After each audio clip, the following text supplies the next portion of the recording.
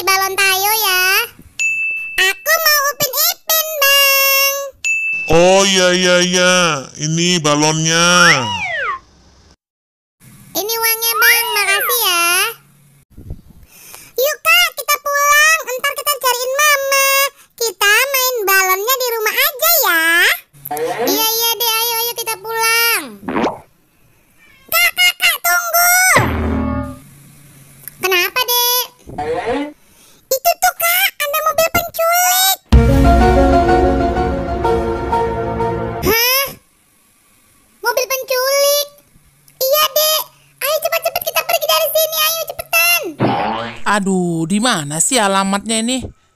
Wah, ada bocil. Tanya dulu ah. Loh, Kak. Dia mendekat, Kak. Gimana ini?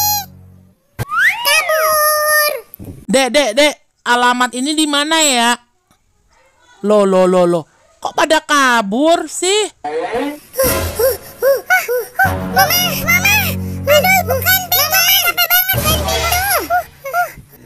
Iya, sebentar. Kenapa kalian lari-lari, Wati, Ica? Tadi ada mobil penculik, Mah. Mau nyulik anak-anak kali itu, Mah. Mobil penculik?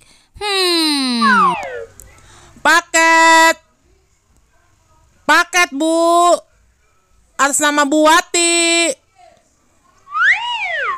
Oh iya, bentar, Bang. Mama, itu penculiknya. Itu bukan penculik, itu Kang Paket alias kurir yang ngantar pesanan kita dari online shop.